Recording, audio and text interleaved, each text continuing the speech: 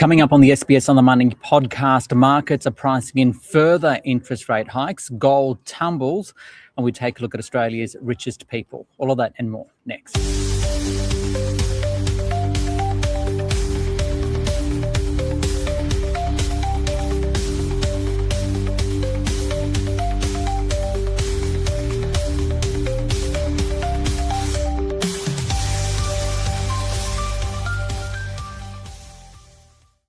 Hi everyone, welcome to the SBS On The Money podcast for this Friday, the 20th of March 2026. Later, we'll take a look at the Rich List 250 with John Stensholt from The Australian with some interesting diversity aspects to the list this year. But first to the markets where the ASX 200 tumbled 0.8% today, and it means for the week it fell 2.2% and is now down 8.4% since the start of the war in the Middle East, heading toward correction territory. The big news today is a bit of a shift in market pricing for interest rate hikes. It follows central bank meetings around the world overnight, which saw some hawkish commentary. So for Australia, it means the market is now looking to 3 interest rate hikes by the end of the year, which is more than what many economists here think. To explain, I spoke with Tony Sycamore, a market analyst at IG Austraila. Tony, firstly, how would you describe investor sentiment at the moment? Yeah, investor sentiment right now is extremely cautious as the Middle East conflict keeps energy prices elevated, and central banks this week have sounded hawkish in response to inflation risks coming from those surging energy prices. Okay, so let's talk about oil and central banks separately. Oil, as you've just alluded to, just so volatile. Is the market betting that they'll remain above these $100 per barrel levels for Brent? Last week, oil was extremely volatile, hit that $120 level. This week, it's settled down a little bit, just hovering around that $100 level. Now, in terms of what we're seeing out there, the futures market is showing some backwardation, which means that in the near term, the expectation is for prices to stay high. But presuming that some of these diplomatic efforts and, I guess, escalation measures come through, they are starting to flow through into the back end of the curve, which is showing an expectation that crude oil prices are expected to fall into the second half of this year. The RBA met this week. We also heard from the US Federal Reserve, Bank of Japan, the Bank of Canada. There's been quite a number. Overnight, the Bank of England and the ECB. What's come out of these meetings and what are the implications for Australia? This week has been a central bank extravaganza. We saw the RBA hike on Tuesday. The BOJ, BOE and ECB both pivoted hawkishly, and they're now expected to raise rates in the months ahead. Now, for Australia, what this means is the more hawkish stance from those offshore central bank colleagues really reinforces the idea that the RBA needs to stay vigilant on the risks coming from inflation, and this is leading to expectations of more aggressive rate hikes in the months ahead. So more aggressive. I think the market's now saying 3 more rate hikes here. To what extent does that mean a shift of strategy for investors and why? Well, it's resulting in investors staying away from growth and rate-sensitive sectors, moving more towards those defensive sectors, including consumer staples, utilities, and of course the energy sector is firmly in the play of the month at this point of time, given what energy prices are doing. So that's the general trend which we're seeing, and I expect it to continue into the end of this month. So the market's changed a lot over the past 3 or 4 months. Back then, we saw that gold price, surge above 5,000. It's now set for its worst week in 6 years. Is the gold party over? Yeah, it's been a big week for gold on the downside. We had some terrific weeks at the start of this year, but this week's all been to the downside. And what I think it means is that we're going to see lower prices for gold in the weeks and months ahead, potentially down towards 4,200. So about another $500 to the downside, but it doesn't necessarily mean that the party is over. Gold did have a terrific run at the start of this year, hit that high around 5,600. And I think what we're seeing now is probably a buying opportunity down towards 4,000 as we look for that uptrend to resume towards the end of this year. So with all that in mind, what are you telling your clients right now and where do you see the opportunities for investors?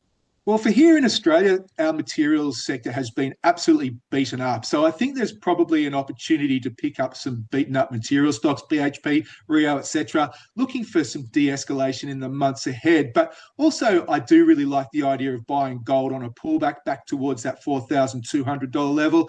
And the other thing to keep in mind is while we are in a defensive frame of mind and with interest rates moving higher, you're starting to see some very attractive rates back up towards 5% for term deposits and cash. So they're the things we're looking at this point of time.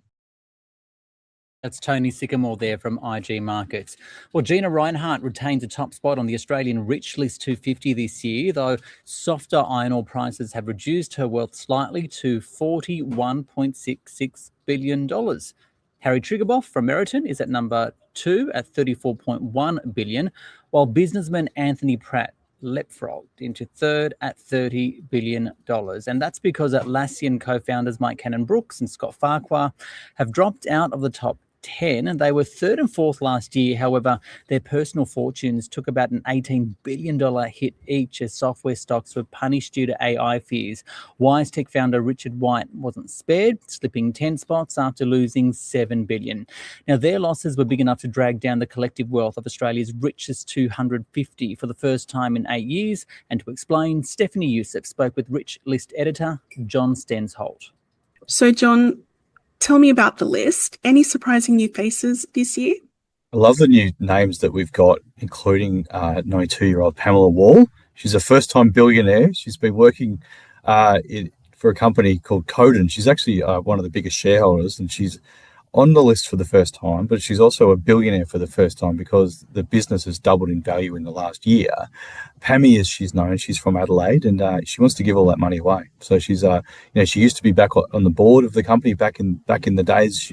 They told her at board meetings she had to wear a skirt, but then she said, "No, I'm going to wear pantsuits because I'm important. I'm a woman," and so she did that, and she's emerged as one of our newest billionaires at the grand old age of 92. It's amazing. The rich remain very rich, but the combined wealth of the richest 250 has actually fallen for the first time in 8 years. Why is that? So there's an AI revolution going on. So it's cut a lot of people's fortunes in the technology sector in particular. So on the one hand, AI is fantastic from a data center and AI point of view. So there's a lot of new names on that are coming onto the list. For example, Oliver Curtis from Firmus. He was in jail for insider trading 10 years ago. It's I guess, amazing redemption story. He's back, AI company, and a couple of others as well. But they're literally cutting the sort of lunch, I suppose, of software companies like Atlassian and WiseTech. And the two founders of Atlassian are down $18 odd billion each, and Richard White from WiseTech is down $7 billion just by himself in the last year because their share prices have come down. So that's the major reason for the overall drop in the fortunes. It's almost literally due to three people dropping by about 35 billion. Are there any other reasons why the fortunes have been impacted? Look, it's a very volatile market out there with war going on and commodity prices up and down as well. There's some perennially good industries like the real estates, financial services is still pretty good. Manufacturing is back in vogue as well.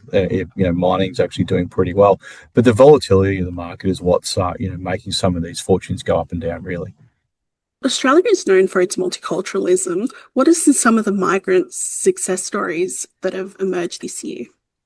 Like Australia overall, the migrant story with the richest 250 is so important. I love the stories, from the Frank Loeys of the world, Dennis Bastos as well, son of Greek migrants, an amazing success story with his DGB Health. But the ones I really like are Andre and Carol Estefan. They're the co-founders of El Jannah, the Lebanese charcoal chicken business. They're on the list for the first time, worth 800 million. They just started with one chicken shop in Sydney's Granville and have just grown this amazing business from there all around Australia. They've taken on private equity money in the last year, which is why that valuation's gone up by so much. So I think they're an amazing story. They just literally just came to Australia with pretty much nothing and have built a great story just through sheer hard work and persistence. What about gender? Rich lists have traditionally been dominated by men. Are we seeing more women being represented or creating those levels of wealth? for the first time in a long time, there's actually a lot more women on the list. So we've got 38 women on the list this year, and they control about $140 billion worth of wealth. So that's actually 9 new women on the list, which is fantastic. So there's some really interesting names like Melanie Perkins from Canva, Kate Leslie, who's a new name on the list, and she's from Swipe Jobs. So she's one that's actually really, really important. There's these female technology founders, and that's what I think is a fantastic story. Finally, we're seeing some, look, I mean, 38 out of 250 is not a massive amount, but it's a lot more than it was, a year, 2, 3, particularly 5 or 6 years ago, for sure. Are there any other trends that you're seeing emerge? Like, I've noticed there are quite a few young people on the list. I think with the emergence of technology, particularly in the last decade, you can build a business from Australia and you can take it to the world thanks to the internet, thanks to cloud computing, thanks to AI now. So we have more people in their 30s and their 40s that are, making money quicker or building these businesses quicker than they ever have in the past. So look, it used to be that the market that you had for your company was just in your city or just in your state or in Australia, but now you can take it to the world.